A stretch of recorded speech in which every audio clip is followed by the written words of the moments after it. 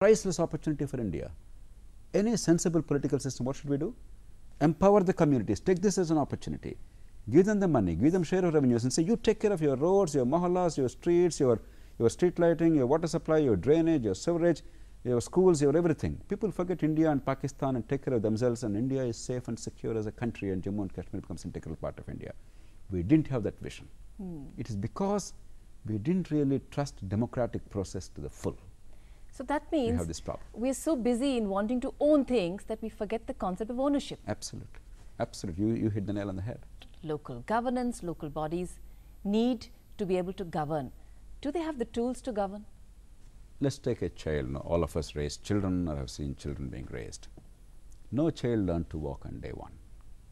Now, if a mother, out of a love for the child and concern for her safety, insists on always carrying the child in her lap, the child would grow up paralyzed. I think no self-respecting parent, no sensible parent wants that. The same is true with anybody. No, Churchill said when our leaders wanted self-governance, what did he say? He said, look, you fellows don't know how to govern, and if you fellows get the opportunity to govern yourselves, you'll fight on caste and religion, there'll be bloodshed, there'll be rivalry, there'll be tax on salt, there'll be tax on every food item, everything in the country. We're giving decent governance to you. Why do you want this? Our leaders said quite rightly, good governance is no substitute to self-governance. The British government had at least the temerity to say with some degree of truthfulness that they were giving reasonably good governance. Today, the fight is between centralized bad governance and local governance. Where is the contest? What are we talking about? Yes, of course, we'll commit mistakes as we committed as a country. Is it our case that in Delhi or in Hyderabad or in Bengaluru or Mumbai or Lucknow, we're not committing mistakes? We're committing awful blunders. Sometimes those blunders will be committed locally too. But there are correctives. A, the people will realize the link between my vote and public good. If I vote for Aaji, I know what I get. And if I vote for some scoundrel, I know what I lose. People understand much more really. It's not illusory, it's not some distant thing. Therefore, I correct myself quickly. I understand the value of the vote. This is my tax money. This is the way it's deployed. It's actually my money, not somebody else, not given by Delhi or Hyderabad. It's my money.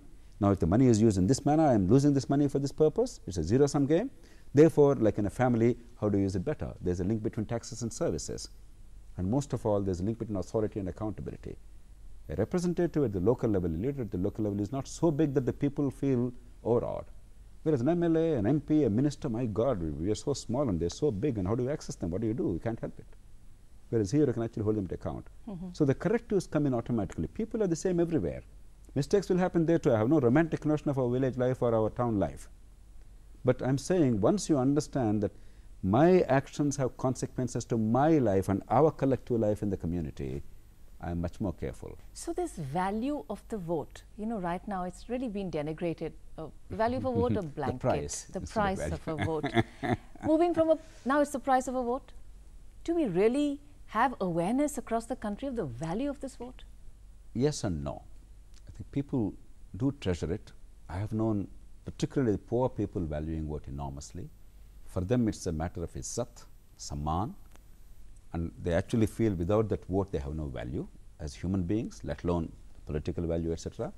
So I think the poor people particularly recognize. Sometimes I think actually the well-off people, the people indulging in drawing room discourse, they are the ones who actually don't value vote adequately. Pardon my saying so.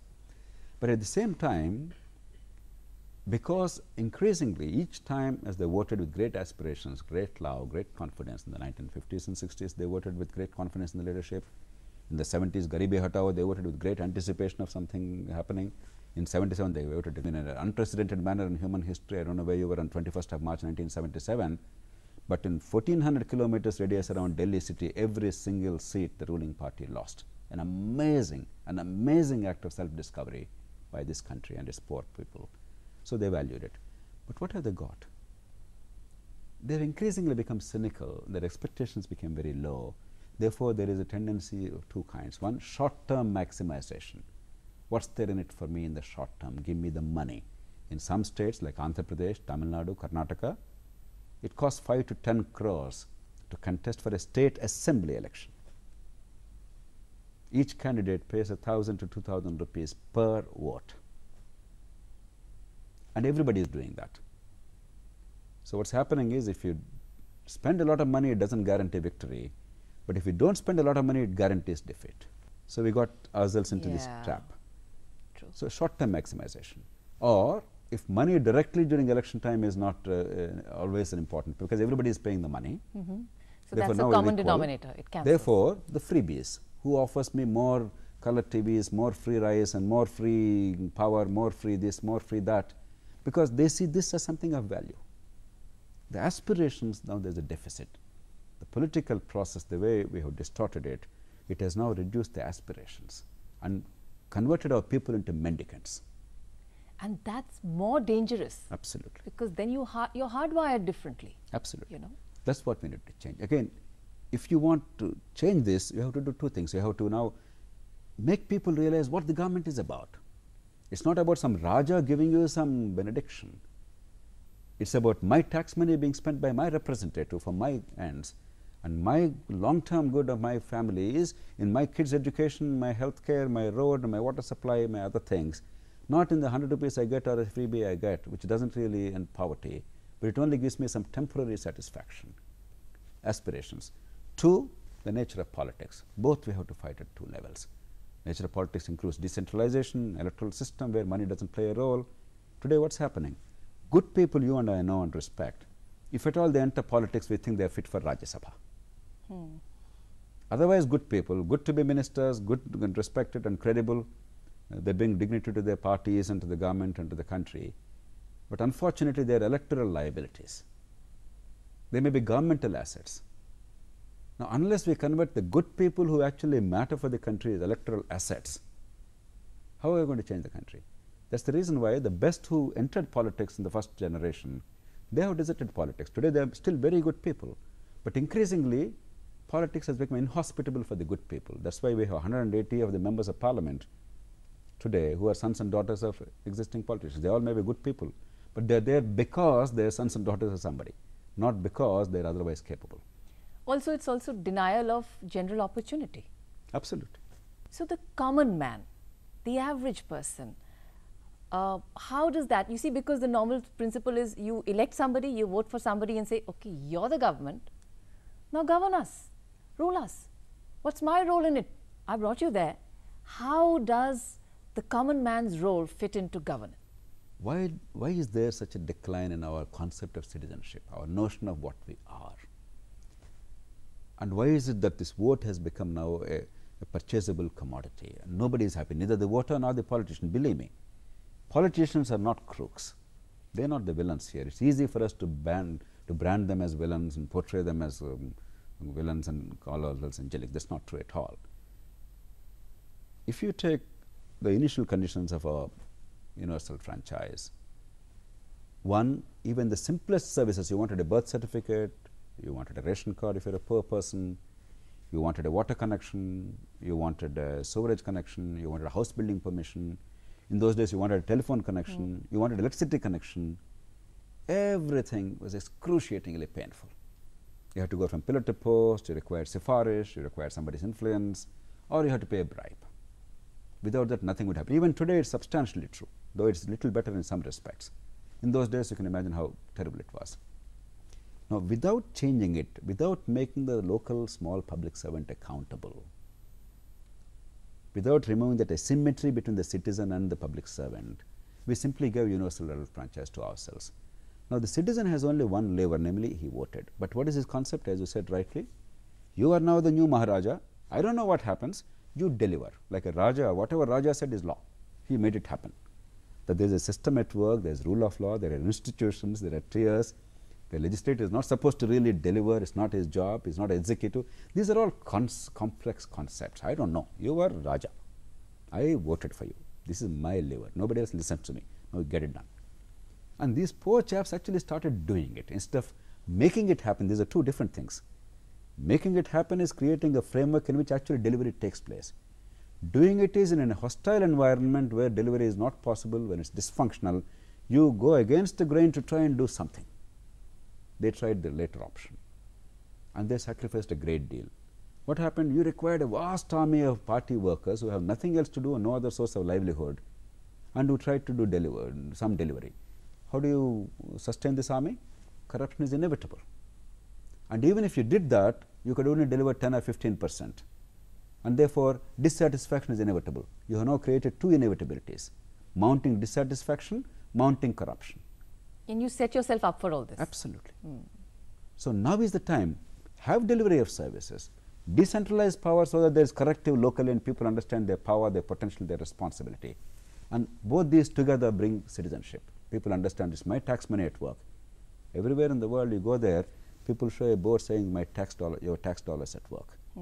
The other day in my constituency, we were taking up some small scheme, and I told a lady there, Amma, this is your money, and please make sure that this work is done to your satisfaction, otherwise all the money will go down the drain.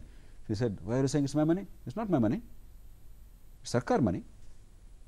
She was actually arguing, this is in 2012 in an urban constituency, in a big city, in a metropolitan city of this country.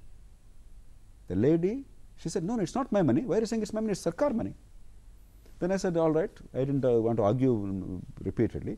I said, doesn't matter whose money it is, it's for you. It's your road. So if you make sure that it is done well, you are the ones who benefit. She said, no, no, for that the municipal officers are there. Why should I bother? I was heartbroken. This is not one lady in one place. This is the overwhelming reality of this country. Right. You cannot change it by centralization. People in Delhi must understand. People in power, people in drawing rooms, people in media, we must understand. We must start respecting the citizen who's paying the taxes, who's bearing the brunt. We must recognize that person's capacity to learn and do things for himself and herself. We must also recognize that in case they commit mistakes as we do, they will learn from them. That means delivery, transparency, governance is a function of the process and the institution or the principle rather than the individual. Absolutely. Absolutely. So you make them person independent. Absolutely. You put in such a system that the system functions and the person just facilitates that functioning. And people actually, once they understand the value of it, they love it. You know, I was in the Bay Area in the United States, in California, a couple of years ago. I was driving on a road called Homestead Road. In America, there are so many homestead roads. In every city, every state, we have homestead roads. This is one such homestead road. To the north of it is a city called Sunnyvale. Not a big city, it's 50–60,000 population. As in the US, everything is called a city. To the south of it is a place called Cupertino. And my friends from India who were traveling with me, they said, do you know the property values to the south of this road in Cupertino are about 60% higher than the north of the road. If the north of the road property is $300,000. Same plot size, same house, with identical amenities, same ambience just across the road, here is $500,000. I said, how so? I thought maybe it's because this is a crime-ridden area and here it's safer and things like that. Because in the US, there are ghettos in some places. Nothing of the kind. The school district in Cupertino functions very well. Therefore, the schools actually deliver good education. Under the American law, unless you are a resident of that city and taxpayer in that city, you cannot send your kids to the state schools, the public schools, the government schools in that area. Okay. Therefore, there's a demand now because that school is functioning better. Suddenly, the value has gone up. In Tamil Nadu, in one town in the neighborhood of Chennai city within 40 kilometers, an enterprising leader and leadership, they have understood the value of underground drainage and improving that, even in a small town of 30–40,000 population. They put in money, local people came up with 6–7 crores because they were the first movers. Some national programs, others they also helped, and things worked out very well. What happened? Not only did they get drainage, but the property values, which are about 1,000 rupees a square yard, went up to 10,000 to 15,000 rupees a square yard. There is a direct economic benefit. Once you start doing things better, once you value them, not only is it a matter of satisfaction and independence and some long-term tangible and intangible things like my children are better off, you actually are richer physically, there and then. True. We must enable them to discover that. Once they discover that, then they are on their own. Then even if you go and tell them, they say, get lost, we'll take care of ourselves. And that's the mistake we committed. We didn't allow them to discover it for themselves. So, Dr. Jayaprakash, decentralization has proved to work. It is empowering. Why is it so difficult to hand over? Is it an imperial hangover? No. British India actually decentralized far more than democratic India. Again, I'm making a very controversial point. take Calcutta city. In 1924, in Calcutta city, Desabandhu Chittaranjan Das, he was elected as mayor. He went to the then